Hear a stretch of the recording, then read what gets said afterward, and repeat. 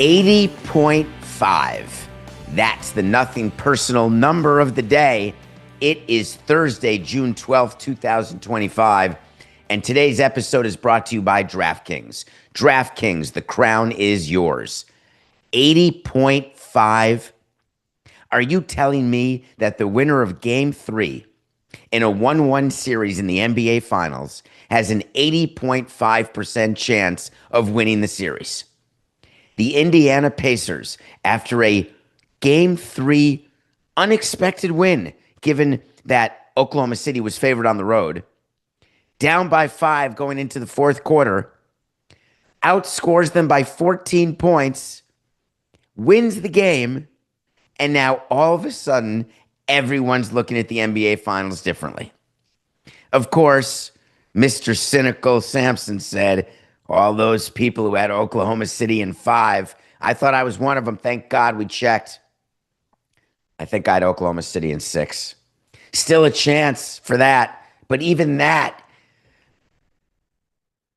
is not the most likely scenario, because the Indiana Pacers, who we just expected to be the team that was like Oklahoma City, but not nearly as good as Oklahoma City, and that Oklahoma City was just on like a coronation tour, the culmination of a season where they were the best, they play the best, they will be the best, 4 more wins, they are the best, a dynasty in the formation, they're young, they're hungry, they're scrappy.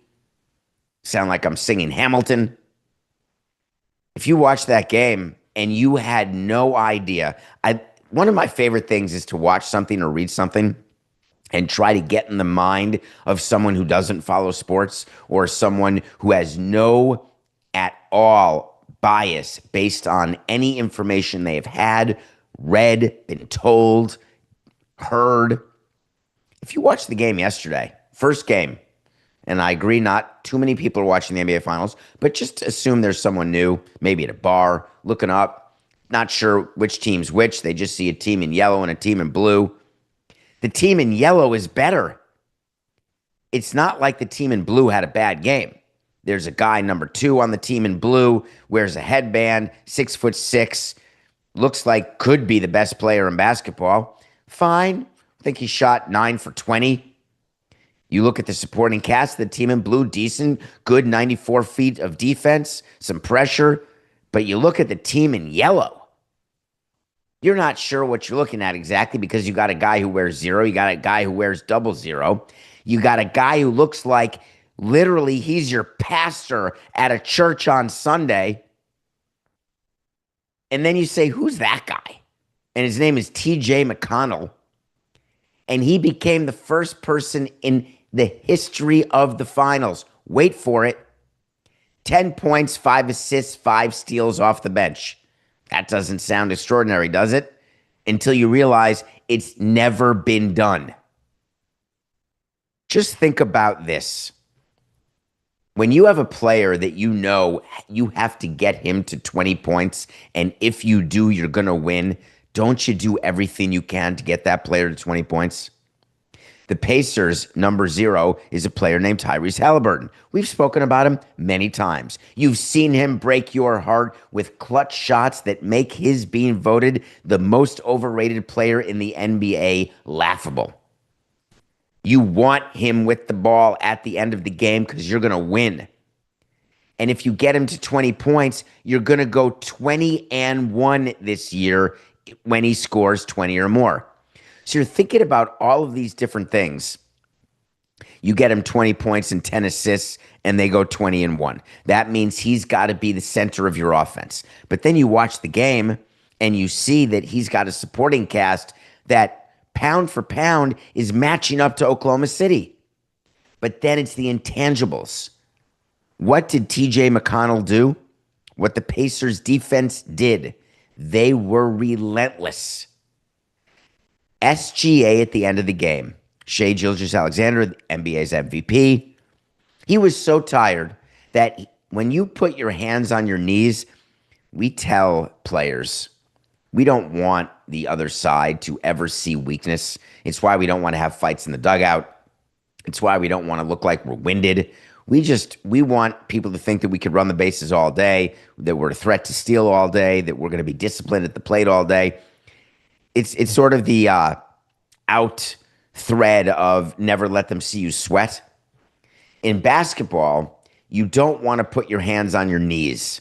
It's like when you're running a marathon and you're with a group of people, you're not doing it for money, you're doing it for ego and for accomplishment. You really don't want people to see you or yourself to feel as though you are struggling so badly that you have to put your hands above your knees and bend over. That's what SGA was doing. The guy was exhausted because they were not letting him breathe. The minute he got the ball from inbounds after a made basket by the Pacers, there was someone on him. Full court pressure, different defenders, consistently.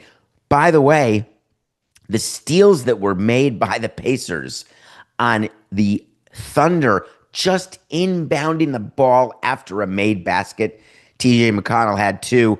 You should go an entire year and not give up a steal on an inbounds pass. It's laziness, it's exhaustion, it's cockiness. And now the Thunder are on the wrong side of history with only a 19.5% chance to win this series. And they had it. Over the last about 6 minutes of that fourth quarter, if you were awake, if you were on Levitar doing the watch along, that was something. You may have missed my top file. Coca, did you watch? Did you hear the top 5 most well-oiled Marlins in team history? No? That was funny. That was a live stream. You can catch that on the Levitard and Friends network. Over the last 6 minutes of the fourth quarter, Oklahoma City went cold. They shot 10% from the field. Meanwhile, the Pacers got hot. They shot more than 50% from the field, going 6 for 11. That's pretty much how you win a game. You outscore a team at the end. You become clutch when it's close and late. My only sadness about this game is that I should have known. The trend should be your friend. Oklahoma City is winless against the spread on the road. And if they're favored and they've never won against the spread, am I betting that they would just win by 1, 2, 3, 4, or 5 points? What a silly, silly move by me in my pick of the day yesterday. So what does it mean for Friday night's game 4? Who's got the most pressure in game 4, would you say, were you to fashion a guess? If the Pacers win, there's another game in Indianapolis. They're up 3-1, and that 80.5% chance of winning the series will skyrocket. On the other hand, if the Thunder get a road victory, which they do, and Indiana is not exactly a juggernaut at home, then you're 2-2 back on serve in a 2 out of 3 series with 2 games in Oklahoma City, and you're saying to yourself, I guess Oklahoma City would now have the advantage. That is how pivotal, game 4 is. So, Coca, I did not look, and that is a mistake of mine. What is the line for Friday's game? Is it the same, Oklahoma City favored by 5.5 points over Indiana? Did they not budge on that line after that game? It's higher. God, I love this country. It's a 6-point. It's an impossible. We can't even make it a pick, Coke. I won't do it. Because think about it. They've never won against the spread on the road in the postseason. After playing the way they played, which was fine, it's not like they shot 39% from the field, which is what they shot in the game they lost in Oklahoma City, when I told you they're not going to shoot that low again, and they haven't. But Indiana is a championship team. They're only really 96 minutes away. And here's what you do. You make the spread bigger. Is this the type of game where Oklahoma City comes out and just wins by 20? It was a hell of a game, though. The New York Knicks have a problem. When you fire a coach or a manager, you have to have a plan as to what you're doing next. You have to have tampered with a coach who has an existing job and find out whether that coach wants that job. You have to know who your top 3 choices are, and you have to move quickly decisively. You are the New York Knicks. And every day, all we read is how embarrassing it is that they ask permission from a team to interview that team's head coach, and that team says no. What are we talking about? The New York Knicks asked the Dallas Mavericks, and I want to tell you how you do this. I'm going to tell you that right now. Do you know that when you get permission, because in baseball, you request permission to speak to employees, managers, all the way down to people in an analytics department. If there is an employee of another team and you would like to hire that employee, you officially file for permission to speak to that employee to the other team. It's not orally, it's in writing. The other team has a number of days to respond. And if they respond no, you have the right to go to the commissioner and say, can you check on this? You don't really go to the commissioner, but you go to the commissioner's office and say, hey, are we being unreasonably withheld from speaking to this person because we are offering a much better, bigger job? So if there is someone who is an assistant general manager and you want to interview that person to become your general manager, and that team doesn't give you permission, you can call the commissioner's office and you can say, hey, we want to promote this person to general manager. And the commissioner's office does not have the power to mandate that the other team permits access to the person. However, they can call the team and say, you can't really hold someone back. It's not right. What we did to avoid being poached is we did something called title inflation. Title inflation is when you make an AGM a GM, you make a GM a president of baseball operations, and you say that the reason you're not granting permission is it's not any sort of increase in title. And then you have every reason in the world to say no, and no problem at all. What employees do often is they'll speak to people on another team and say, hey, will you have your team call and ask permission? I'm going to use that to try to get another 5 or 10 grand. Scouts do this, development people do it. It happens very commonly. Hey, the Orioles want to offer me 60 grand. You're paying me 50. At least give me a raise to 55 and no problem, I'll stay. We came into that issue 7 times per season minimum. No problem. We'll deal with it one at a time. Sometimes we say go. Sometimes we say stay. We'll give you a raise. Sometimes we say nothing, whatever. When it comes to a manager, if you call another team and request permission to ask to be a manager, guess what? We did it with Ozzie Guillen. Hey, can we have permission? The answer is sometimes yes, sometimes no, but no mandatory requirement. When you call the Mavericks to get permission of Jason Kidd, or you call Minnesota to get permission on Chris Finch, or you call Houston to get permission on Ime Udoka, or if you call Atlanta to get permission on Quinn Snyder, or Chicago to get permission on Billy Donovan, and you get rejected by everyone. There's not one time we called to get permission on a manager where we hadn't spoken to the manager first and we thought there was an opportunity that the manager wanted to be with us. Not one time. It is unbelievable the Knicks fired Thibodeau and they had no idea where they were going because it makes them look unorganized, foolish. If you don't have a pinpointed direction for your organization, do you think, Coca, this can't be?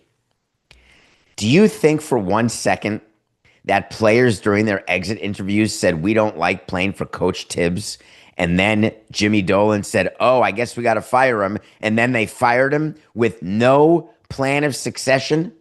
Because if that's the case, to all Knicks fans out there, you will never get a ring. Ever. Not one chance. Because that is the sign of an owner that blows with the wind, Bob Dylan. That's the sign of an owner that is so worried what his players think that he's going to make a coaching change without a plan. Here's what actually happened. I don't, I refuse. I'm not a Dolan guy. You know this. There is a possibility here that every organization looks at the Knicks with disdain and contempt that is normally saved for your worst enemy. There is a chance that basketball, the commissioner's office, and all the teams got together collusion style and said, we are going to screw the Knicks so badly. If anybody gives permission to the Knicks, you're going to be in trouble. Let them flail in the wind and hire a first-time coach not ready for prime time. Let them continue to be a franchise defined by mediocrity but amazing revenue. To all the people who believe that that's what's happening, I would only introduce to you that within baseball, that sort of petty jealousy absolutely, totally exists. There have been so many times when teams get together and not knowingly, but it's just part of the undercurrent of chatter. Hey, do not give the Dodgers a break. Hey, forget the Yankees. Totally common. Hey, that player over there, forget him. Not collusion, not holding down salaries, not violating anybody's rights. You do not have the right to play Major League Baseball. You may have the right to bet Lord Byron, and that's it. Where do the Knicks go from here? They have to come out, and I mean now. They have to hire somebody, and they have to say that that person is exactly who they wanted from the beginning. They have to come out and say that their plan was this person, because otherwise the fan base, the sponsors, who no matter what support the Knicks, but everyone will feel better about the money they're spending. From the league standpoint, they want the Knicks to be good. They want them to be around, but they've got the TV deals. They're fine. If the Knicks don't win a finals in the next 11 years of TV deals, no problem. The fact that all of this came out the way it has, that all of this information is leaking in this way, is there any other possibility than it is a purposeful embarrassment against Jimmy Dolan? What other explanation would you have?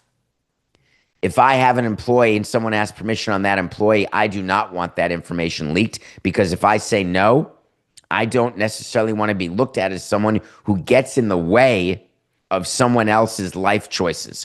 What if Jason Kidd doesn't want to be in Dallas anymore? What if he looks at the Mavericks and says, oh, Cooper Flag? Get me to New York, because if you can win there, you can win anywhere. If you bring a championship to New York, you're Theo Epstein, for crying out loud. You are in the pantheon of greatness next to Red Holzman. Forget Pat Riley. Forget Rick Pitino. Speaking of Rick Pitino, Rick Pitino. I love you, Rick. I must tell you that I do. I enjoyed watching you coach the Knicks for a second and a half. I enjoyed your teams. I enjoyed your passion. When I was a kid and I was in my early 20s. I don't remember what year he coached Coca. Was it the mid 80s, the mid to late 80s is my guess, 88, 89. I'm 20 years old. And I looked at Rick Pitino as the coach pacing the sidelines. I wanted that level of intensity in my career. I wanted to be Rick Pitino in that way as coach of the Knicks, or just as someone who had that ability to effectuate change and passion and love and hate. By the way, ironic given what my career ended up. Love, hate, everything. Rick Pitino came out yesterday and he endorsed Mark Jackson for president. It's sort of like coming out and endorsing Bernie Sanders. It's very nice to say, but very unlikely to happen. The likelihood of Mark Jackson being named coach of the Knicks is de minimis at best while he is available. And he did make an appearance at the NBA Finals last night. And ABC was very quick. Disney was very quick in the list of celebrities wanting to embrace Ron Artest and Mark Jackson. Not that they belong in the same sentence, but in any case, the Knicks can't afford a coach like Mark Jackson. I don't mean financially. It's not good enough for them, even though he's got connective tissue to our franchise. And I loved number 13 as our point guard playing with Patrick Ewing. Don't get me wrong. But when you have Rick Pitino saying, yeah, hire Mark Jackson, when you've got Stephen A. Smith saying, yeah, hire Mark Jackson, just not sure that's going to happen.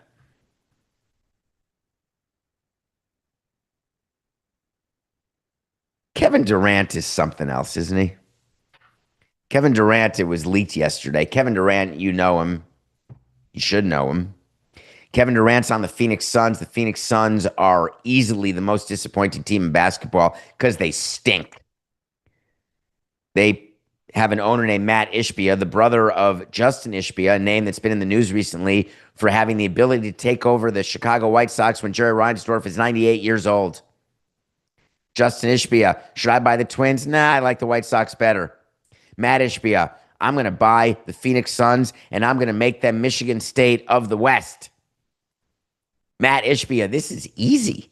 Owning a team, man, I got this. You want money? You got it. You? For sure. Oh, more of that? Done. We got to make it comfortable. And then Matt Ishbia woke up and said, my God, I'm responsible for a team that's over the luxury tax, can't win a game. I'm a damn embarrassment. By the way, I'm still getting front office issues. And now Kevin Durant is out publicly reviewing trade options. This is where I tend to go off the beaten path from other people you may listen to. And it bothers Coca, and I'm okay with it because I'm not stopping. Can you explain to me why a player has the right to review trade options? Can you explain to me why Kevin Durant with his business partner is going over teams? He's going over the Spurs deal, the Timberwolves deal, a possible deal with the Rockets, the Heat. And then is he going to go to Matt Ishbia and say, I got the plan. I got it all set. Here's what we're going to do. We're going to do a 3-team Johnson.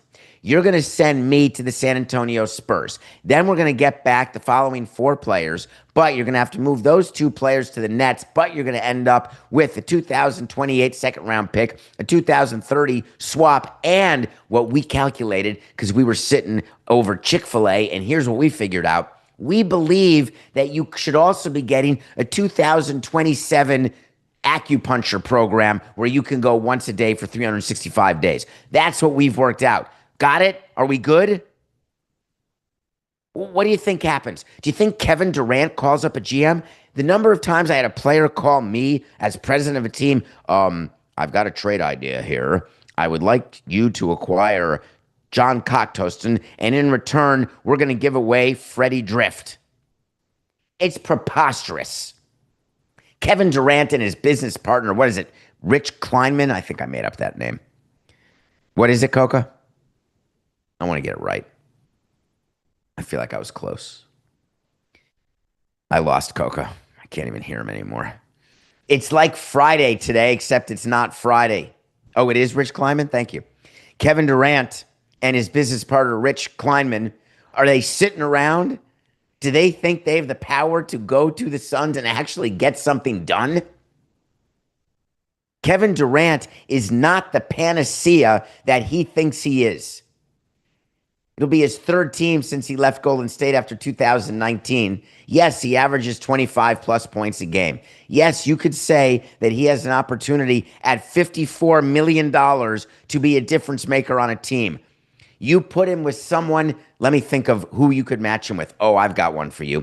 You put him with Devin Booker. You know how good Devin Booker is? If you could possibly get Kevin Durant to the Suns to play with Devin Booker, and you get him like a 3rd player, something going on, you've got yourself a real big three and a real chance at greatness.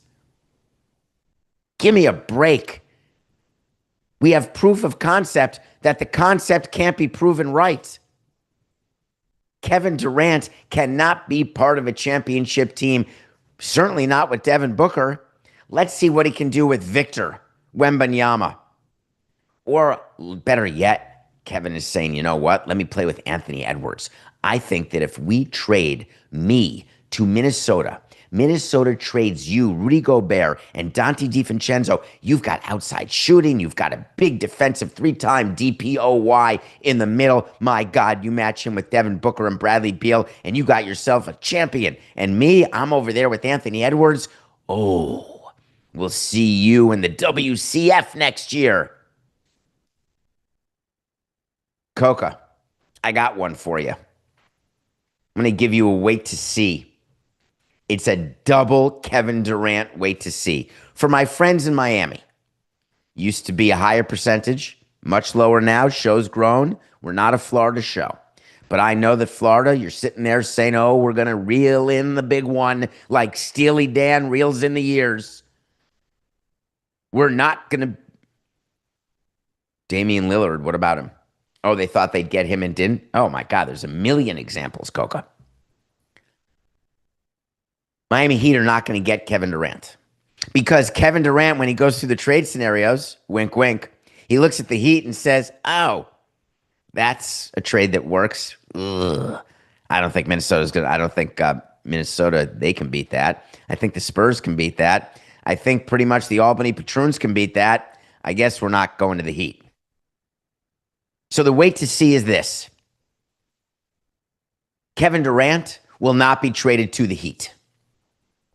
But I've got a second one, Coca. Get out your pen and paper because this one comes with all types of cojones. Not tetas or caretas, but cojones. Kevin Durant, should he be traded? The team that he's traded to and the Phoenix Suns both will not make the Western Conference Finals. You can bet your sweet bippy official wait to see on DavidSamsonPodcast.com. We'll follow it throughout the season. We'll talk about it at the end of next NBA season. We're still in this one, but next NBA season, a year from this time, we will be proven right that where Kevin Durant goes, they will not even make the Western Conference Finals, and neither will the Phoenix Suns. It's an abject disaster, and Kevin Durant is going to sign a 2-year extension because that's another thing that he wants from a trade partner. Just make sure you're willing to sign me for 2 years, $112 million. Wait, what? You want to make $56 million a year for 2 more years? When you're starting to get gray hairs? It's almost impossible to believe that Father Time won't defeat Kevin Durant because it defeats everybody. So you're going to trade draft capital and players off your team and get Durant to sign him to that extension? Give me a small break.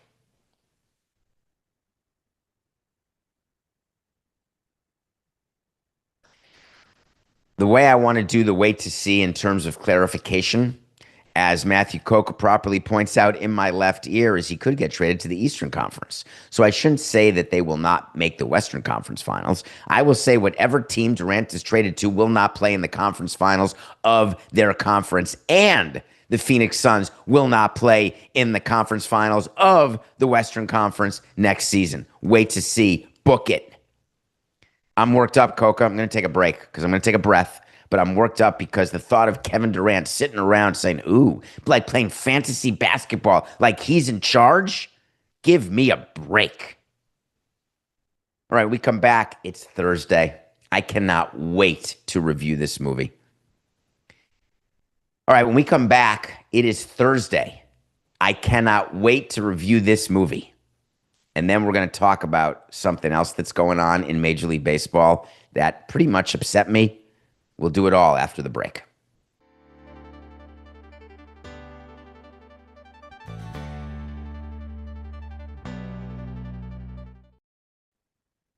Time for the review.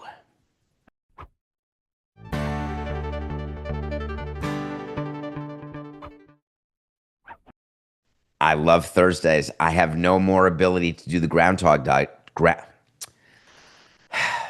I need the wipe again, Coca. I'm going to do that entire segment over because I didn't bring us back from the break. I didn't say how thankful I am to everyone, and I just went right to, hey, the review. Can we do that again? Quick wipe, please.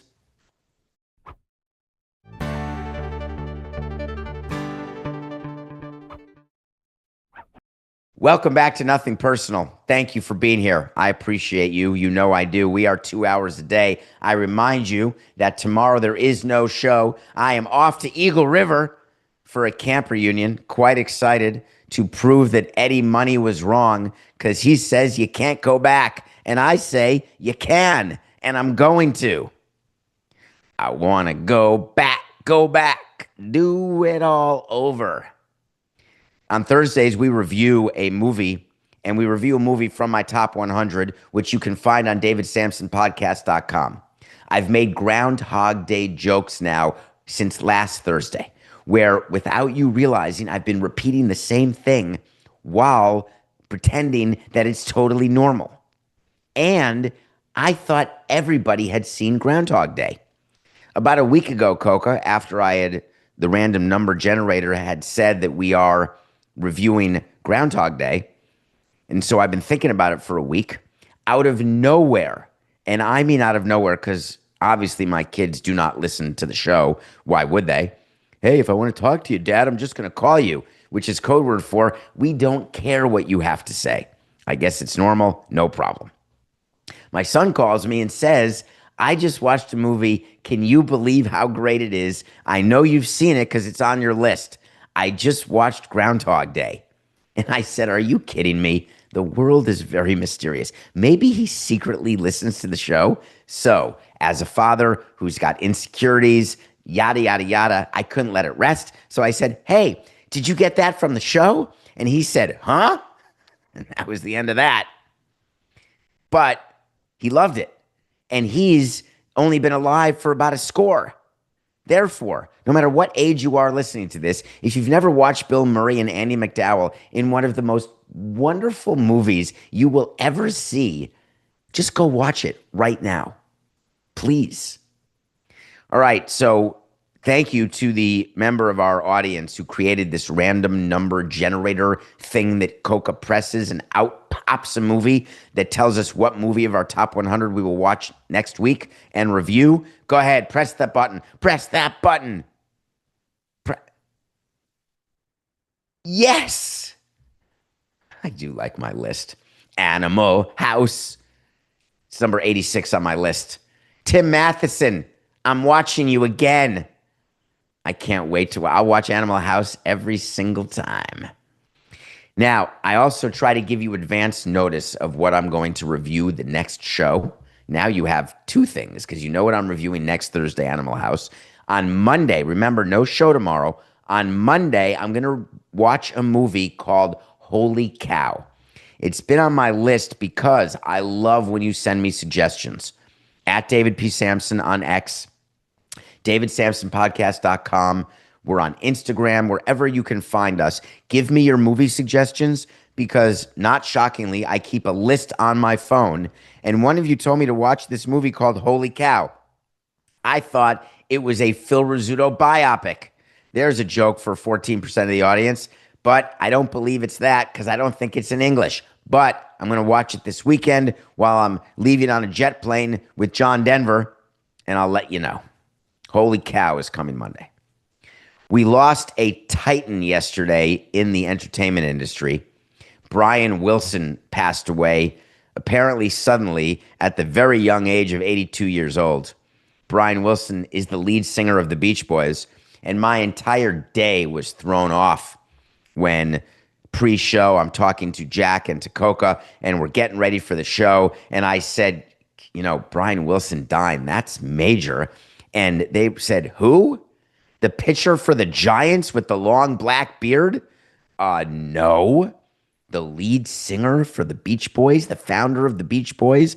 To me, the top 5 most famous band of all time, Beach Boys. And their response was, bless their souls. I've heard of the Beach Boys. Well, for everyone listening out there, And in honor of you, Brian Wilson, my top 5 Beach Boys songs. Number 5, I Wish They All Could Be, California Girls. Check out the song, download it. You'll love it. If you don't listen to Beach Boys, listen to these 5 songs.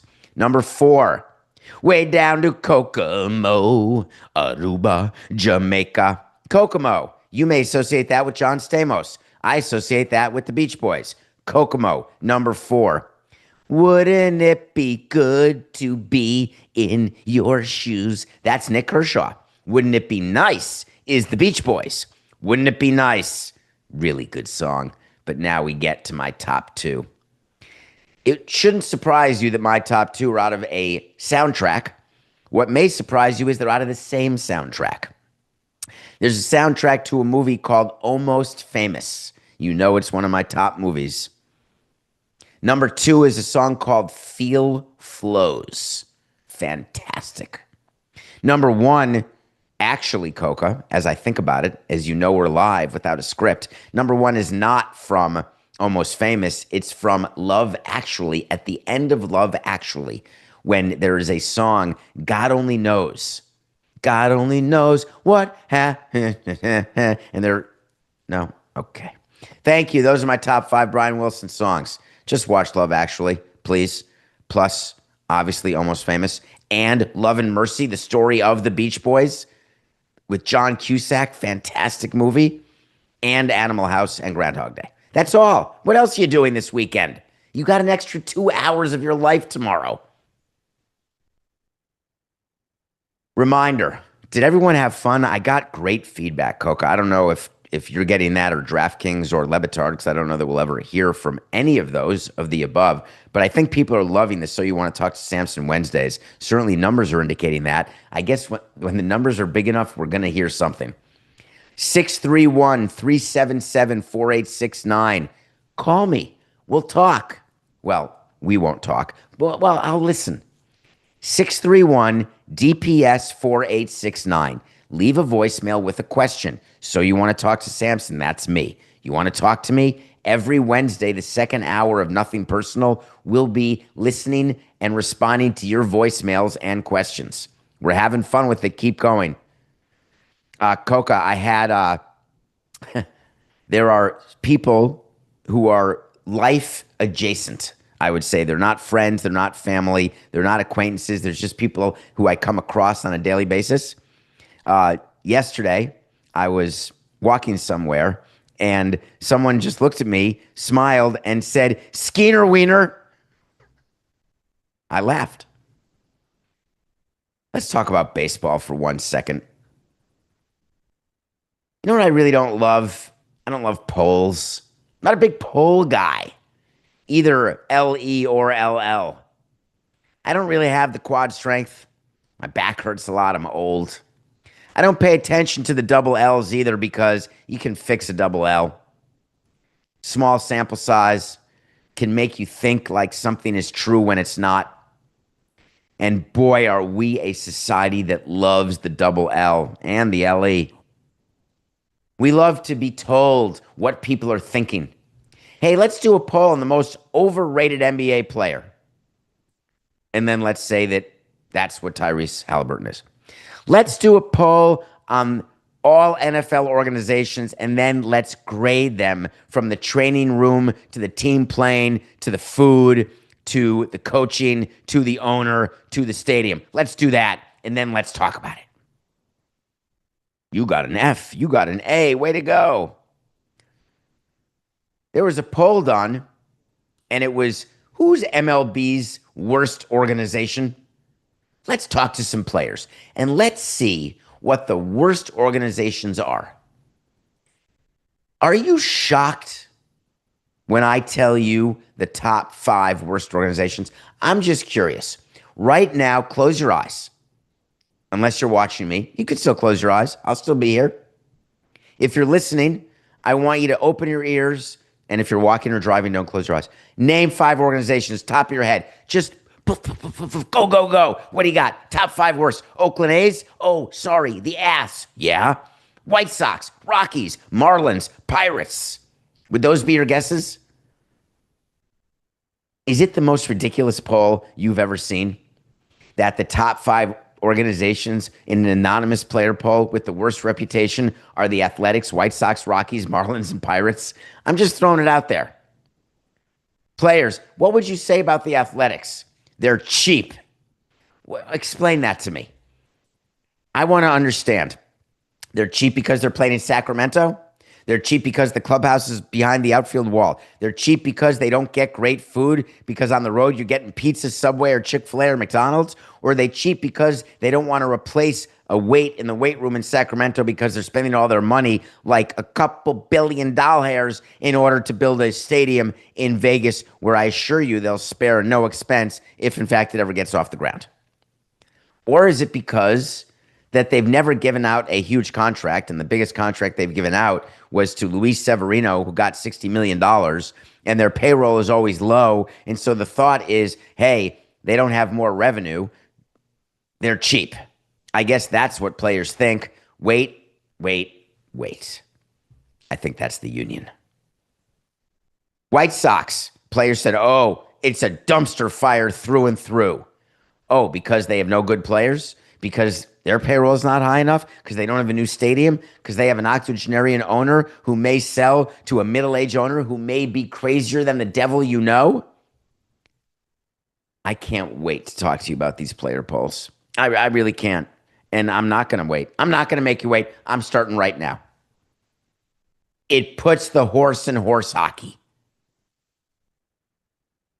There are players who are saying Miami, and I don't miss an opportunity criticizing Derek Jeter. Well, now that he's gone and fired because he was the most ineffective executive almost in the history of franchise executives.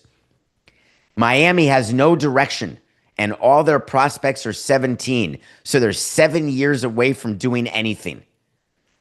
That's what makes them the worst organization? When you are trying to identify when your window's closed versus when it can be open again? Now, notwithstanding the owner lied to you saying, oh, we're a good team, we're going to win way more games than you thought we'd win. Forget all that. That's PR. That's advice from people who don't understand how to run a team. But if an organization has a plan, it may not work, but it's a plan. The Pittsburgh Pirates give players resources, but their owner has zero interest in winning. I'm tired of that narrative. I have spoken. Have you? All the people who complain about Bob Nutting, do you know him? Not one of you do, and I'm not trying to show off. I'm not, believe me. It's not a look at me Louie moment. Been in the game 18 freaking years. I've spent hours speaking to Bob Nutting. Guess what? He wants to win. Every owner in that room wants to win. You know what he doesn't want to do? He doesn't want to be like the other idiot owners who are willing to write checks at the end of a season to lose money. That's why you criticize them and makes them the worst organization? I would like to do a poll of your business. Now, if your business is making money, I'm going to say it's the worst business I've come across. Do I get defensive about this because there are individuals like my esteemed, award-winning, outstanding producer who I love in a way that makes me happy and proud to work with him every day, when his point of view is, I could care less if owners lose $10 billion. I just want players, the best players on my team, playing every day. Spoken from the cheap seats, and the cheap seats are all of us, because none of us, we're now in the same seats together. Whether we're in media, whether you're operating something else, or whether you are a toll booth toll collector of an Easy Pass, you're not running a team. It's not your business. How many times on this show do I have to say the fact that it is just business? How many times, no, the show's not over, we have a whole nother hour. How many times do I have to explain to you that are you basing the worst organizations on payroll? There are things that the Marlins do for their teams. There's things that the Angels do for their players that are extraordinary and out of really place. I'll tell you right now, I could not more vehemently disagree with how they rank this or how players do this. And for all of you, including you, Coco, whispering in my ear right now, then sell the team or move the team. There's 30 teams. There's going to be a team with the lowest payroll and a team with the highest payroll. There's going to be economic disparity based on market when it's a locally revenue generated business. When you make it more national, when you put a salary cap in and a salary floor, then you can criticize because there will be teams that you can judge based on competence. Are there great front offices who can win with small payrolls? Of course there are, but there's plenty who can't also. Give me a break. Nothing personal pick of the day, presented by DraftKings. DraftKings, the crown is yours.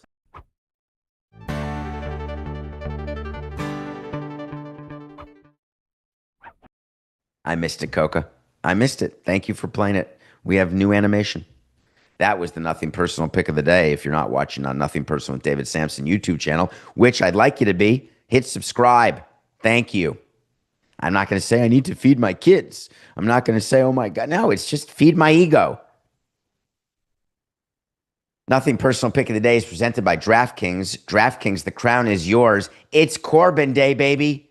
Patrick Corbin is pitching for the Texas Rangers, and we're hanging in there. I do agree that Patrick Corbin has pitched way better this year than he did last year, but hey, what's better than doubling down and in continuing to make the same mistake over and over, though I would argue the record on Corbin Day is still positive.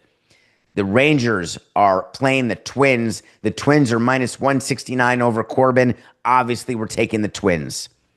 Tonight is a pivotal Game 4 in the Stanley Cup. The Oilers are plus 130 over the Panthers, and I am pot committed. What does that mean? That means I took the Oilers in Game 3, and they were plus 120. I agree that what the Panthers did to the Oilers in Sunrise, Florida, makes you believe that they've got no chance to even win another game. And if the Edmonton Oilers, under Coach Chuck Knobloch, find themselves with the yips and have no ability to change back to who they are, they're going to get a whooping. But if they play Oilers hockey, they will come back to tie this series, and then we'll have a 2 out of 3 with potentially a second straight year of a Game 7 in the NHL Stanley Cup. Boom. Can't wait for that. So we're going to ride the Oilers. We're going to ride them all the way right into the crapper. So the Nothing Personal pick of the day presented by DraftKings. Twins over the Rangers and Oilers over the Panthers. I'm coming off a day last night, Coca. Did you see what the Rockies did in the first 5? We had never, as far as I remember, done a pick on Nothing Personal where we wanted a team to have a lead after 5 innings.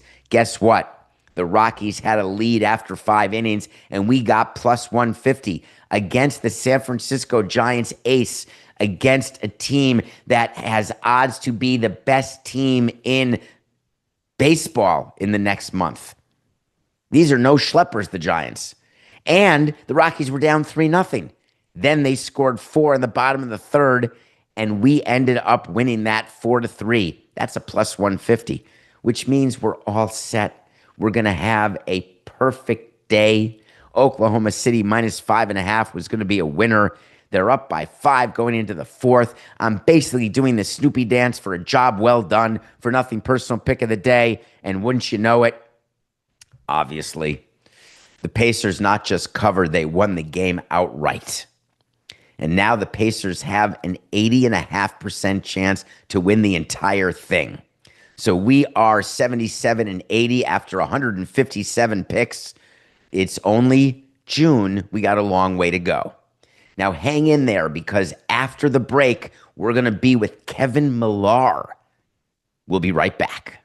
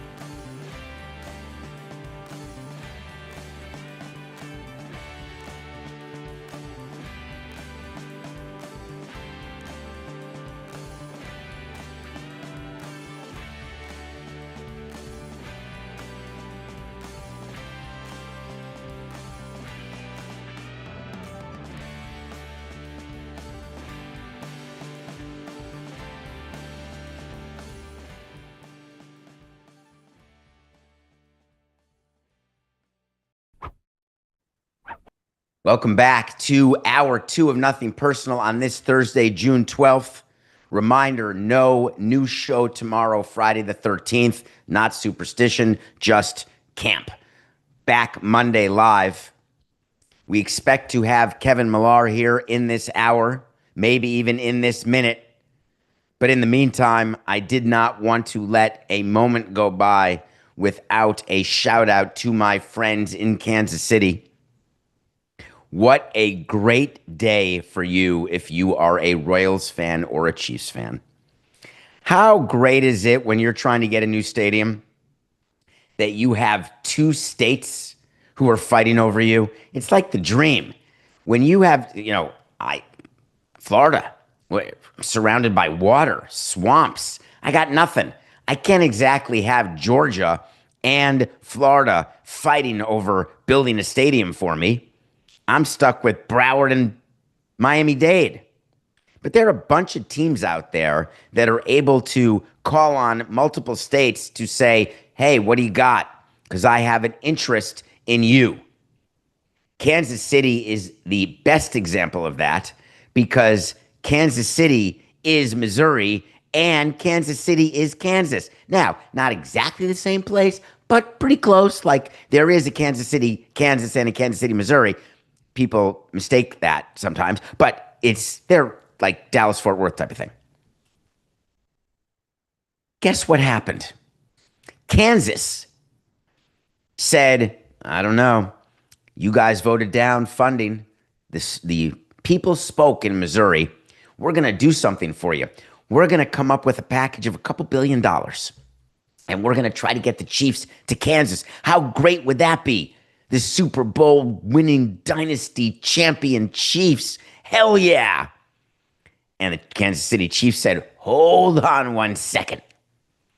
Let's see if we can go to Missouri and see if they'll give us some money.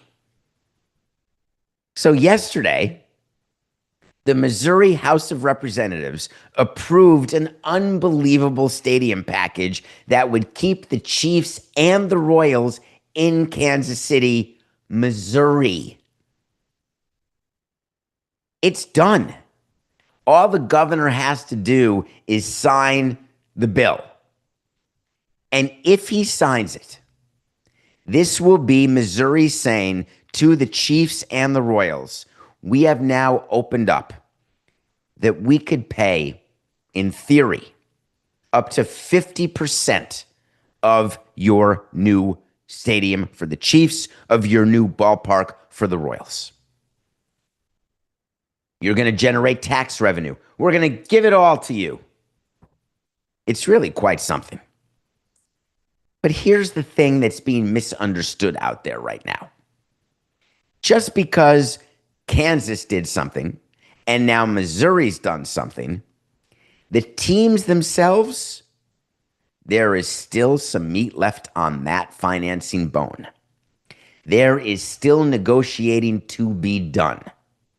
And here's the thing when you get someone to give you something that you weren't sure that they would give you, when you went to a vote and you're pretty sure that nobody wants to give public subsidies to billionaires, you're never going to pass a vote like that. But you go and lobby to the representatives of the people who said no, and they say yes. This is my favorite thing. What's your theory here? Do you believe that representatives are put into office to represent the wishes and desires of their constituents? Do you believe that they're supposed to do that 100% of the time? Or do you believe that you put them in office to do what they think is in the best interest of you, even when you don't know it? To me, it's sort of like being a parent, being in politics, being in charge of a country or a state or a city or a county or a little tiny board that you're on. The reason why I view it as a bit of a parent is that, and me giving parenting advice, that seems funny, obviously. But the humor for me is that sometimes you have to do something that you know is right or in the best interest of somebody who doesn't realize it's in the best interest of themselves. Some people just disguise it as, oh, that sounds like an intervention. Or some people say, leave me alone. You don't know me. When people vote to say no public subsidies for stadiums, they are not quite understanding, because if they had a vote, they would say no to public subsidies for anything, because they would say no to anything that gives anybody anything more than they have, because that's human nature. But as politicians, your job is to put together a community where you can thumb your nose at the neighboring state, and you cannot be the one who is on the platform, who had the microphone when a team like the Chiefs or a team like the Royals leaves your state, not to relocate to Vegas, but to relocate to Kansas. Believe me, Missouri is not going to let that happen. So, if you are the Chiefs and the Royals and you get this information that this bill passed in the Missouri House, what do? You release a statement. The Chiefs released a statement saying, we are grateful to the governor and the Missouri legislature for taking this significant step forward. The passing of this legislation is an important piece of the overall effort. And here's the money sentence. Wait for it. While there's still work to be done, this legislation enables the Chiefs to continue exploring potential options to consider to remain in Missouri. Hell yeah! That is my kind of statement. I have no notes whatsoever. Why? You know what that says, don't you? Hey, man, give a mouse a piece of cheese, they're going to want another. That definitely is not the expression. Give a rat a mouse and he'll want a cat. That may be it. You think that the Chiefs should have come out with a statement saying, thank you so much, we're good here, nothing more to see, we've got ourselves a deal? Forget about it. They took this, released this statement. Do you know who their first call is? Because it'd be my first call. Hello, Mr. Kansas person. Did you see what they did in Missouri? Can you beat that? You got to be able to beat that. I mean, we don't want to stay in Missouri. We'd love to be in Kansas City, Kansas. Now, raise your offer. Excuse me 1 second. I'll be right back. Dude, can you imagine that Kansas is not giving up? These guys are relentless. They'll never stop. We've got to be in Missouri. We are loyal to Missouri. We love Missourians. Keep us there.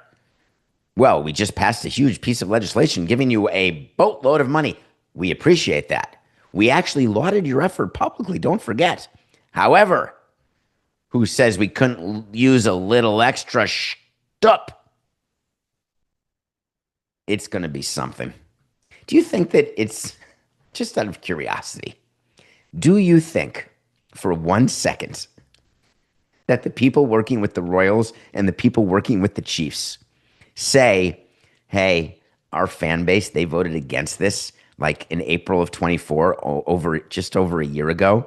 Residents of Jackson County, Missouri, they voted down any sort of sales tax measure that would help fund any sort of ballpark or any sort of renovation to Arrowhead. Do you think that they think to themselves, I guess we probably shouldn't take public money because the public voted against it? No, of course not.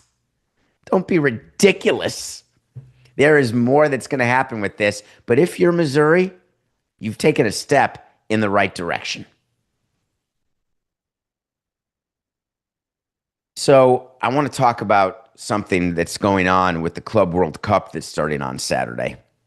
And I don't want there to be a misunderstanding of anything. So I want to be very clear, because this is, to me, a serious issue. And this is not about what side of the aisle you're on. To me, this is far more important. The situation I'm talking about relates to what's going on in Miami and really what's going on around the country. There are questions that are being raised right now by executives, by people of every color, by people of every side of the political aisle, about what is going on with ICE, what's going on with the border, with Border Patrol, who's safe, who's not, who's willing to come into the states and risk having a problem like being detained,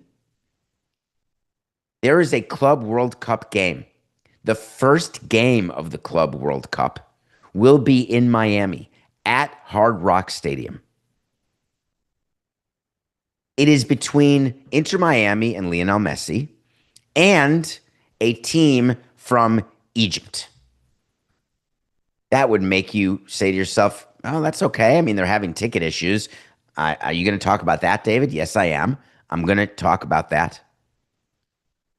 But I want to talk about something first, and that is, do you think that it's good in a country where you are a year out of the World Cup and you've got a bunch of VIPs and a bunch of people on a boat in Miami, and that boat is going to a party with the number one Spanish language network out there, Telemundo, and it gets boarded by the Coast Guard to check the immigration status of the staff aboard the boat?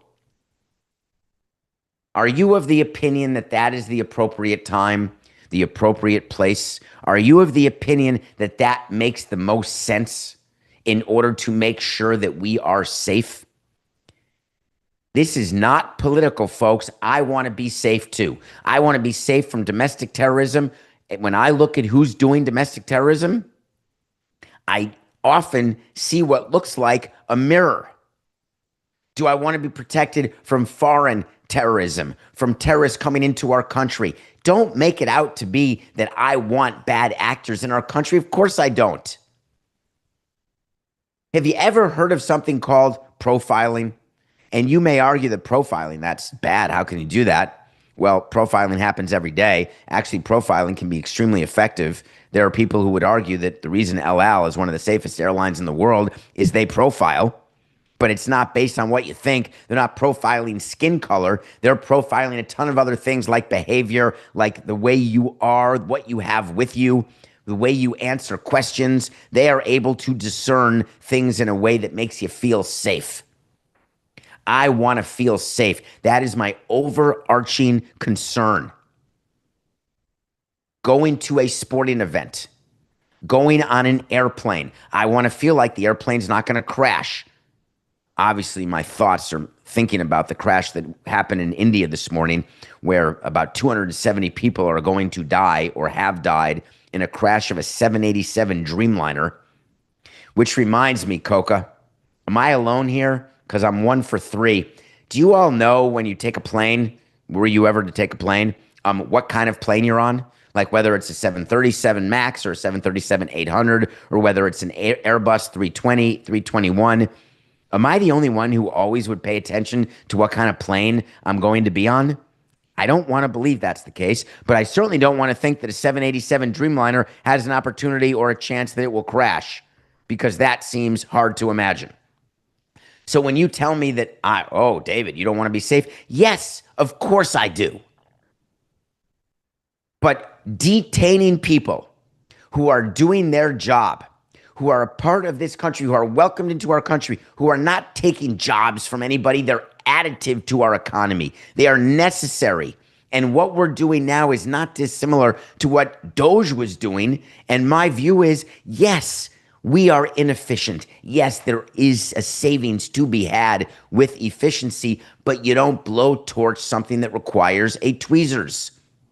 You do it with thought. You do it with understanding consequence. Do you think for 1 minute that sending Marines into Los Angeles is not politically based? Do you think for a minute that boarding a boat that's with Telemundo people, including, by the way, the mayor of Miami on that boat, you think for 1 second that that's not political? I want to separate politics from safety because I don't want to die. I don't want people making their decisions based on where they are on the political spectrum in a world that has become so divisive, in a country where either you're red or you're blue and there's nothing in between, and you're going to be extreme because you're not going to listen, pay attention, or believe there's another side to the way that you've been told to think, taught to think, or actually think after some amount of research and reason. I am not going to get caught up in that, and you still don't know where I stand. You want to know where I stand? Let me say it again. Safety. When I go to a sporting event, you know what I worry about as president of a team. Why the All-Star game was my nightmare in 2017 because I couldn't wait for it to end because I didn't want anything to happen to anybody. And I'm not talking about slipping and falling on an ice cream cone. I'm talking about active shooters. I'm talking about bombs. I'm talking about disasters, something flying into your ballpark. I'm talking about mass death, destruction, injury. I'm talking about that I want people to have the opportunity to do things where they don't have to worry and think about it. The Club World Cup is supposed to be that. The World Cup in general in Miami, which is in a year, is supposed to be that. And now we live in a situation where instead what people do is they have to come out on their show and say, I'm not so sure this is going to be successful because who the heck wants to even come to the United States right now? It's happening all over.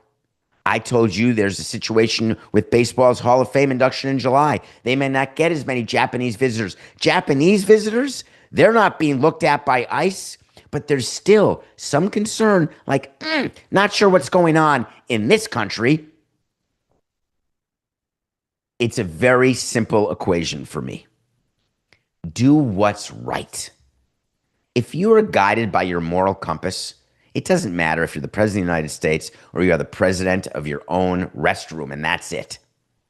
If you do things according to your moral compass, and when you vary and stray away from your moral compass, and your moral compass has you do something that probably would be a left-hand turn when other people make a right-hand turn, and you're doing something that's morally questionable, but you know the impact is more psychological, emotional, and it's not mass casualty, loss of lives, you don't need to read between the lines to understand the difference in what I'm talking about. You can have a moral compass that's pointed the wrong way that doesn't impact millions of people. Your moral compass could impact a bunch of people, close people, but mass casualties, different. General moral compass when it comes to doing the right thing, when it comes to trying to be the best person you can be, is that corny to you? Is it corny to say we are going to do something that is so politically motivated, that is so incendiary, that we are going to make it so that we are more divisive and we instill fear into a population where they don't know what kind of country, what kind of government they have? Is that the plan? Is that where we are? Are you in for that? You wonder why it is that FIFA's having a hard time selling tickets to Hard Rock for this opening match of the Club World Cup. Why? Is that a victory? That's what I wanted to ask. Was that the object of the game? You know me. I'm a little crazy. I have an object to every game I play, every sentence I utter. Nothing not purposeful about things that I do. What's the end game? It's easy to just cry out and say public safety. I'm here to protect you and put more money in your pocket. That's my end game. Oh, that sounds good. Please keep me safe and get me rich so I can be like you. I don't like, obviously, I'm sensitive to the ticket critic that exists out there. The ticket critic is a person who says that you're giving away tickets, who says that no one comes to your games, who says that you're putting on an event that no one cares about, who says that you're pricing your hot dogs too much or your beer too high, or you ran out of this, you don't do that. They're the critics. They're the ones who are wrong. They're the ones who, even if they're not wrong, they want to say they were wronged because then they feel like that gets you attention. And it's true. We actually had a whole system in place with our business that the people who complained the most, give them an autograph, give them a sign ball, give them something to let them know we care. Are we promoting and asking people to be the greasy wheel against the skid? That's not the expression, Coca. Talk to me, baby. The greasy, I'm not going to continue with the show until I get this right. The squeaky spoon gets the wheel? Oh, God. Hi. The greasy wheel gets the oil. Did you look that up or did you have that? You just had it? Hi, I'm David Samson. Oh, you did look it up. Thank God. Let me just do a quick stroke check here. Hi, I'm David Samson. All right, I'm good. The greasy wheel gets the oil? Is that what? I even forgot what you said.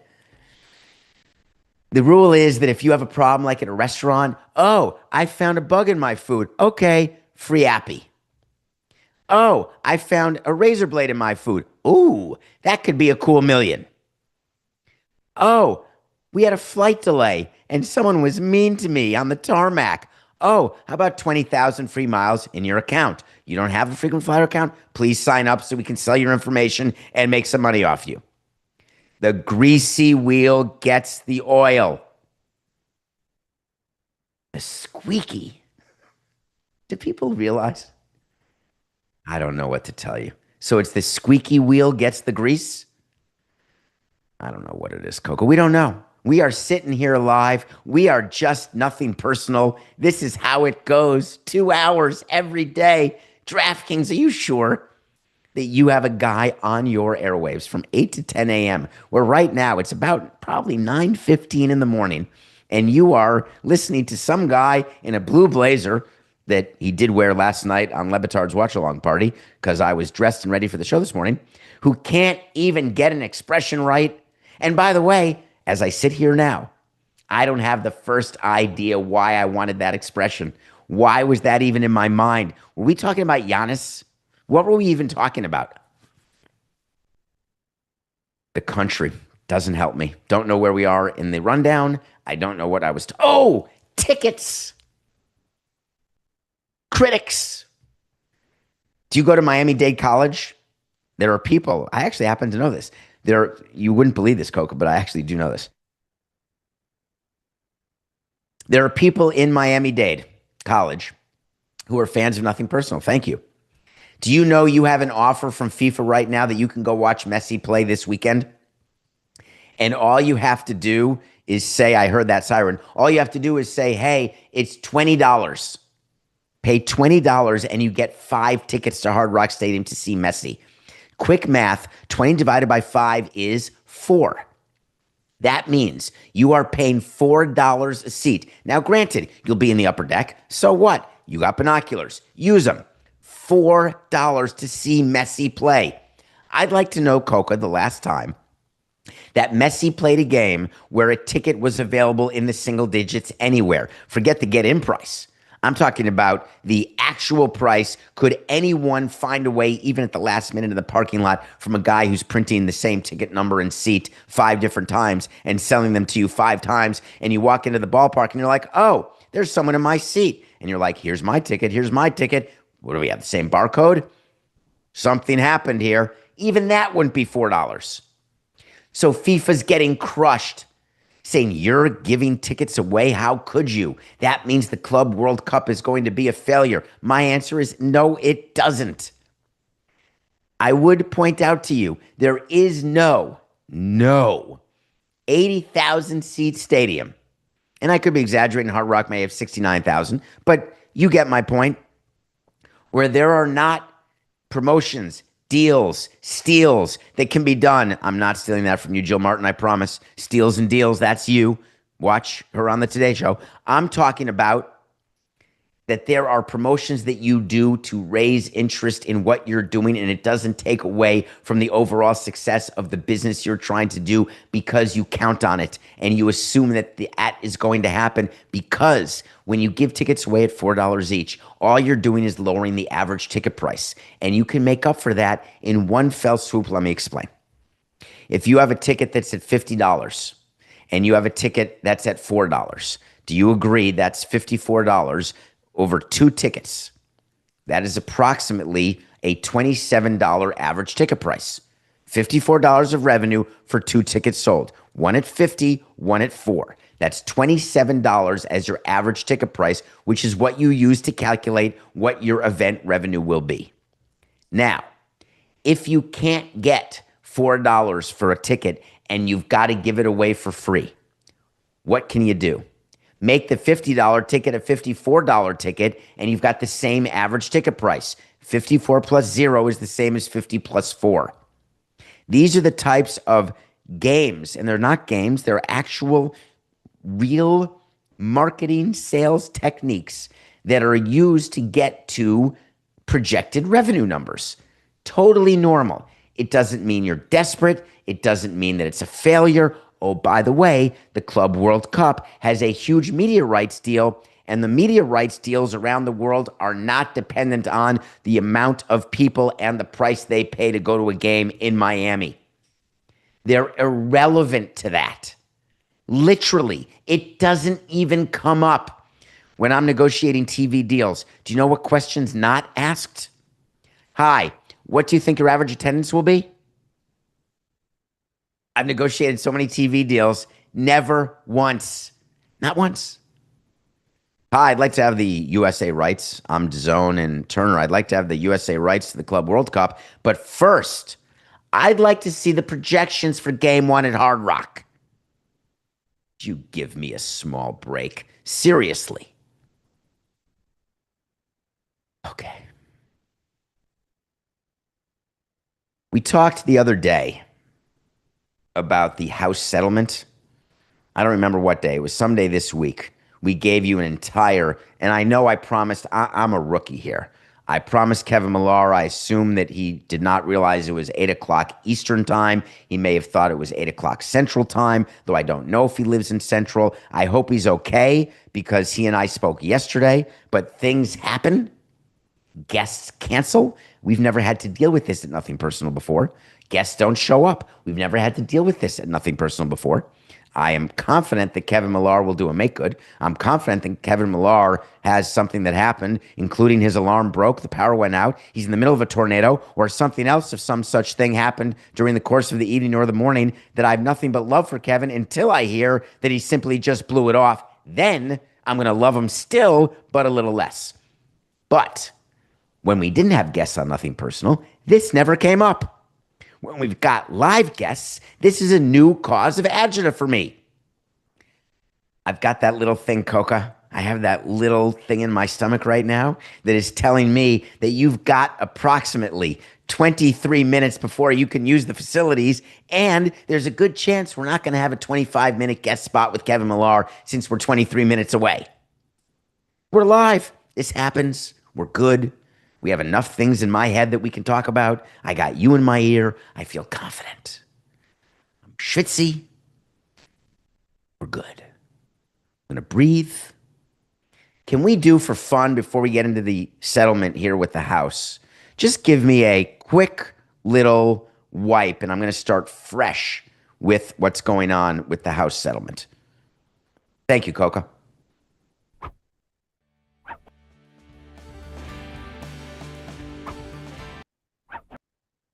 We're back, baby.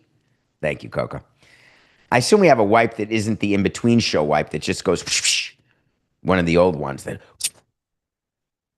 twice today. I think we had ones that said the review or said Nothing Personal Pick of the Day. I got to talk about this settlement, so I'm going to start a new segment on this. This is a good one. And often things get reported, and I like on Nothing Personal to give you some clarity as to what's going on. There was a lawsuit filed by a bunch of women athletes. And the reason I have to say women athletes, not just athletes, is because you have to know that this lawsuit that was filed is because of the house settlement that was just agreed to and certified by a judge only a few days ago. And we talked through what it meant earlier in the week. And now here we are only a few days later, and a lawsuit was filed saying, by the way, you have violated Title IX. You know what Title IX is. Title IX is a statute that requires educational institutions to offer equitable opportunities to women, including women in sports. You got to be equal. I'm all in. All people are created equal. Though I think the document actually says all men. That seems like something that should have been written differently. Why is it so important that Title IX exists? Because I do agree that people should be treated equally, but I don't agree people should be paid equally. Why don't I agree with that? Because that would mean that your worst player on the bench would be paid what your best player hitting in the two-hole gets paid. That doesn't seem fair. I want to pay the best salesman way more money than the worst salesman in my company. Oh, by the way, I want to pay the best person who has the best ideas in PR, who doesn't release a bunch of horse hacky statements. I want to pay that guy more than the PR guy who takes statements and said, we are sending our thoughts and prayers. I love a meritocracy. That's my kind of situation. You want to be the best? Then be the best. You want to be paid more than other people doing shows? Then make a better show. Have a bigger audience. You want to be paid as much as the next person? Here's an idea. Generate the revenue the next person generates. I'm a little tired, I must admit.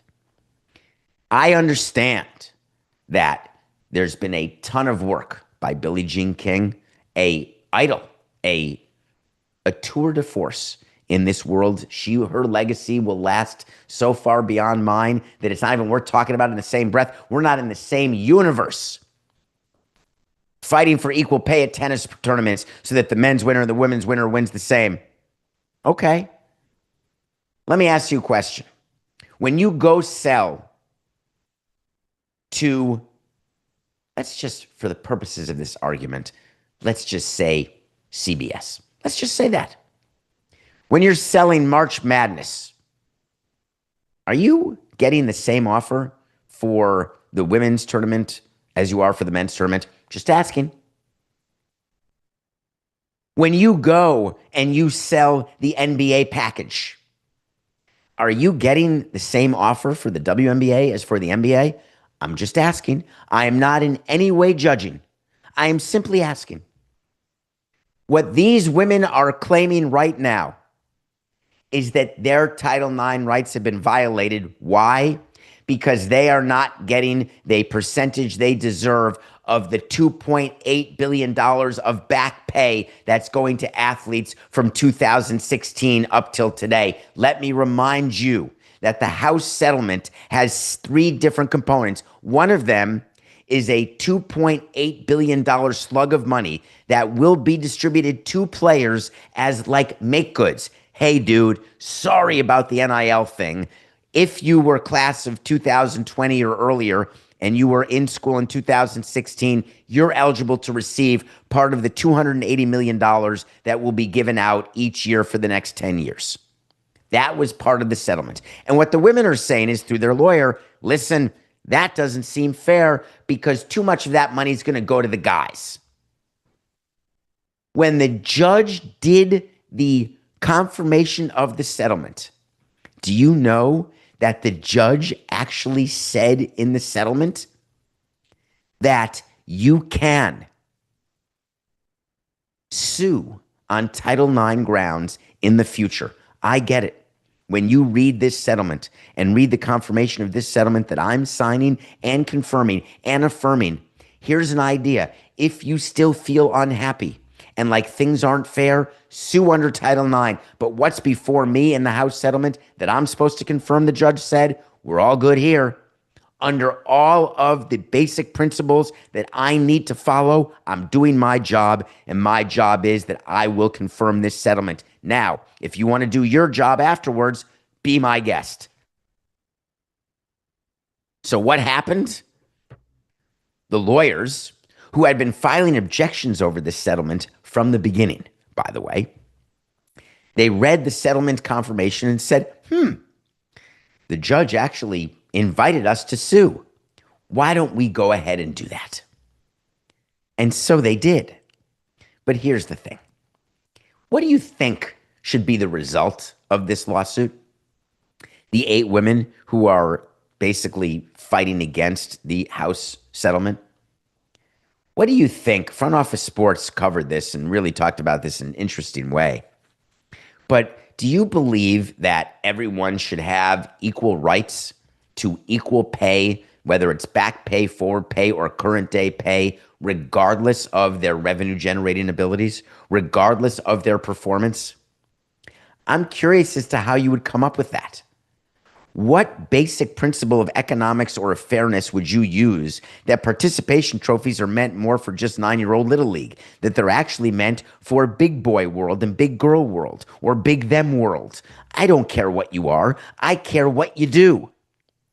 And the reality is that if you're a water polo player, even for a Division I team, the best in class, you are not equal when it comes to what piece of the pie you should get. It doesn't make me a bad guy to say it. And if you disagree with it, I'm good with that. Just tell me why. Give me the theory, because no one, and I've read a lot about this, I've read about gender equality, the ability to get parts in Hollywood, the ability to get paid to do the same job equally. Hell yes, I'm in. If you do the same job and you get paid less because you're a woman, no, thank you. That's wrong. This lawsuit is going to continue. And what they will try to argue is that when damages are calculated and when money is dispersed, that women will get the short end of the stick. You can see why there is a bit of a long runway for a lawsuit like this and why they're going to have to figure out how disbursements are going to go, who's going to get them in order to prove any sort of actual violation of their rights or lack of equality. It's going to be interesting. It's going to be long. And I understand that women think that they've been deprived of their ability to cash in for past players. I get it. I get feeling aggrieved, even if you think that I was born on third base, which I was. I still would argue to you that you could be born on any base and have empathy to understand, not to walk in someone's shoes, but to understand how those shoes may fit and how to act accordingly. I don't understand what it is to be a woman, obviously. But I sure as heck fire understand what it is to fight for something that I believe is mine and that has been earned. I'm less sanguine to argue about something that I want to be mine that I haven't earned. And believe me, there's a litany of things in that category. There are things every day that I say, I would like that. I would like that if you don't mind. But I agree it's not mine, but give me a shot. That's what this lawsuit is. We'll wait to see what happens. Okay. I got to cover something else right now, Coca, if that's okay. I think we have time. I lost you, Coca. I don't know if you're with Millar right now. I don't know where Millar is. I'm out here floating. You're here. Thank you, Coca. I'm going to go talk about this Bryce Dallas Howard situation, if that's okay with you. Bryce Dallas Howard is a good friend of our friend of the show, Josh Gad, married to Josh Gad's best friend. His name is Seth, by the way. Bryce Dallas Howard is the daughter of the actor, but more famous director, Ron Howard. She came out and said something yesterday that got me thinking about a topic I wanted to discuss with you. And she came out talking about, this was movie related, and I don't want to really talk about movies because we did our review already.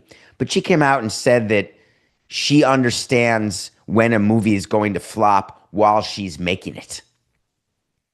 And it got me thinking about when we do things in sports that we know aren't going right, and there's nothing we can do about it, or we choose not to do anything about it.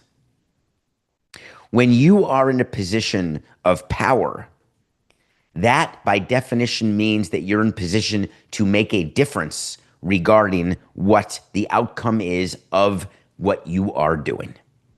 When you are in position of no power, what do you do? What do you do in your place of work? What do I do in my place of work? What do you do in life when you see something that's wrong and you're taught by Secretary Jay Johnson, if you see something, say something, but you know very well that you could see something, but you may not be seeing it from every perspective. You could say something and it could fall on deaf ears. What do you do? The reason why this interests me is there's this great feeling of helplessness that we have when we're putting together a baseball team, when we're doing something that we know is going to be judged in a way that fascinates me. Sports is judged very simply, wins and losses. When you put together a team, you may think they're great, you may think they stink, doesn't matter. By the end of the season, you won't be able to guess what your team is. It just will be. It's one of the great pleasures of being in sports is when you are in a business that judges you in a binary way. It was my favorite thing, and I've tried to bring it to this business where I judge myself based on revenue, based on views, viewers, downloads. The problem is that if you get 50,000 to listen to a show today and 52,000 tomorrow and then 40,000 the day after, is it a worse show? Is it a better show? How do you figure out how to analyze your data? You can hire consultants, which listen to PTFO tomorrow for a discussion that John Skipper and I had about that on the sporting class. But doesn't matter who you hire. The fact of the matter is, I could argue that while there are metrics that we look at in the media business or in your business, you could look at sales, you could look at revenue. There are all sorts of metrics you can use to measure success. In movies, they use box office. How much money did the movie make? What did it gross? What did it net? All of that is subject to some funny accounting. I can talk my way and spin my way out of anything. Hey, we had a show without Kevin Millar and we had 4,000 fewer people watching or listening or paying attention because they expected Kevin Millar and he didn't happen to be there. Or I could say, God, why do I have to even have someone book a guest, which was me, because when the guest doesn't come, there's no difference between how many people are watching, listening, downloading. That, by definition, is not binary. It means it's still open to discussion, interpretation. Binary is when you win or lose at the end of a day. And when I was running a team, I loved it. The opportunity to be judged on something where I couldn't argue. I argued about attendance. I argued about payroll with you. I argued about, am I doing a good job with marketing, with sales? Do you like the slogan? Do you like the logo? Here's what you can't argue with and what owners do to this day, and it makes me laugh. Oh, we're way better than we played. That's a good one. Well, no, you're not. You're exactly as you played at the end of a season. Oh, we still have 2 months to go. We expect to play up to our capabilities. We use that line a lot. Well, I don't know what our capabilities are because here's where our record is. Those are our capabilities. We spin so many lines to you in PR for you to believe something that isn't true. And the reason we do it is that we can get away with it. But you shouldn't let us. When Bryce Dallas Howard comes out and says that she's aware of something being bad while it's happening, do you think that as a president of a team or a GM or a manager that when you start a season, you're aware of your team, whether they're good or bad? Here's a funny thing. We are. But we could be this year's Cardinals. We could be the team that plays above its potential. We'll find out because we got to play the games. We could be a team that's supposed to win 100 games and then we miss the playoffs and we're Baltimore. How do we know? We don't. How does an actor know that they're making a flop because a movie's not funny? If you saw how movies were made by out of sequence, scene by scene, minute by minute, cut, edited together, wow, I didn't think that was funny. That's funny. God, I didn't realize what the movie was about. There are actors that you can meet and talk to, done it, where they will tell you, yeah, never saw that completed movie. I shot for 3 days, never saw the movie. Don't even know what it's about. I got my part of the script, filmed it, loved the director, favor, got paid 10 grand, see you later. That's totally normal. When you're the star of a movie and you're like, oh God, there's a problem on the set. No one's getting along. There's going to be lawsuits. God, there's misogyny, there's anger, there's frustration, there's over budget, there's all sorts of stuff. Does it mean the box office isn't going to be good? How do you know? It doesn't.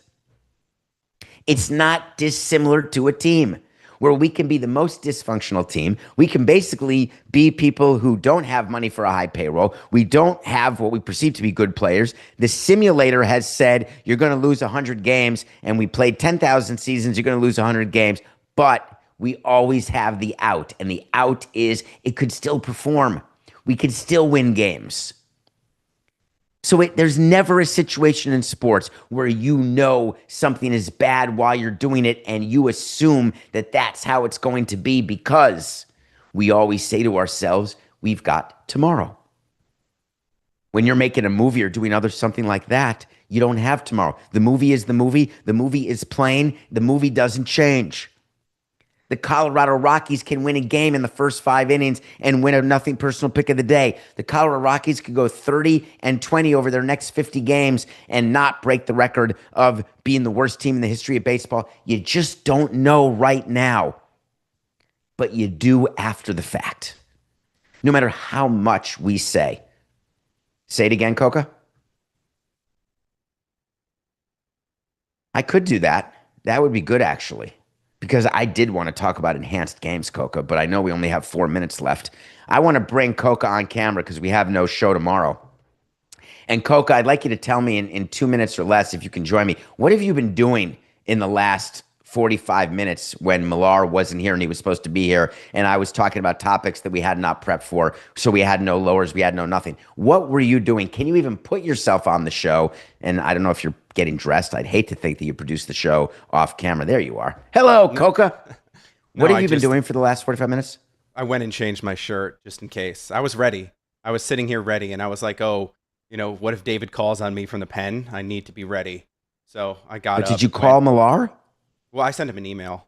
I was just like, hey, just a reminder, we have this. And then I was like, oh, let's reschedule. But I wanted to ask you a question based on what you were just talking about.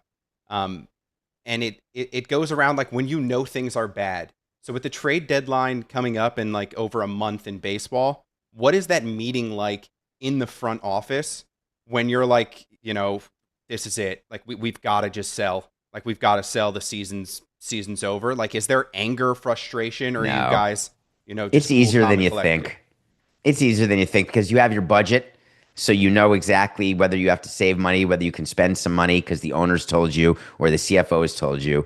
And by now you've played 60 games. There's still 100 games left. So we'll have a discussion. Hey, we could go 70-30 over the last 100 games, and then we're going to win, 95 games.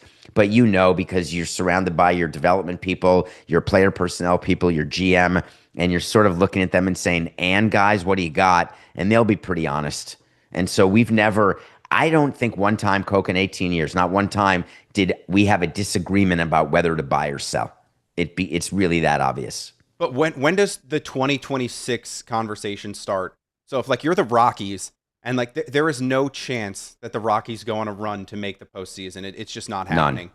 So when do you start thinking like, all right, the season's over. What does our team look like for 2026? Who are we going to move on from? Who are we going to re-sign? Who are we potentially going to look at to sign? Are you going to be depressed when I tell you it's April? It's so horrible because the season's so long. And when you know that just things are bad, you are talking about next year. Oh, wait a minute. You do that if you're the Dodgers also. I've got my answer, Coca. Everybody starts in April. Everybody is always looking out. You know what I carried in my black bag, the 1 year, 3 year, 5 year payroll. We're always talking about next season, who's arbitration eligible. We're talking about service time manipulation for next year, for 2028. We're already talking about it with Roman Anthony before we do anything with him in spring training. So, yeah, you're always thinking about next year. Every business is, though. If you're not looking at the following, 8 quarters ahead of where you are, then you're going to be past. Yeah, but does the conversation with like your scouting department, is that different? Where you're going into the season thinking that you have a team and, you're like, oh, next season we're going to be looking for, a right-hander or a left-hander or a guy who does this or that. Does that change? Does any sort of strategy change? No, the scouts are, you're one class at a time. The international guys look at 12-year-olds. And there's some bird dogs. Phrasing. Well, they're not. It's not in any way. They're watching them play baseball. Phrasing. Thank you. Sorry, Coco. You can edit that out. Obviously. Thank you. But yes, you're looking at young players and you're seeing who's going to be good and you know that they're not eligible. You're looking at college, at high school sophomores who aren't eligible for the draft until they're done with senior year. So you're looking in advance at what scouting classes are because you're going to games, these great schools that exist, great high schools, you're seeing all sorts of players. So you're always looking ahead to every year when you're a scout. It's what you do. Occupational hazard, totally normal. All right, we're under 2 minutes here until our weekend gets started. What do you got planned? Well, were you not listening? Were you changing your shirt? I'm going to camp. I dropped an Eddie Money reference. I want to go back. Yeah, but I just want to know, like, what does that mean? You're going to camp? Like, it means I'm going to go pretend I'm 12 again, and I'm going to go try to see if I can get girls to like me. And there you go again with phrasing. And there you go with phrasing again. Well, they're now 57 years old, might I add. So it's a reunion. So it's a camp reunion. It's a reunion. It's the 60th reunion of our camp. I'm going to go water skiing, which means it's likely that I'm going to tear my hammy. So I'll see you Monday, though. All right, I'm gonna pop out of here. We got a minute left.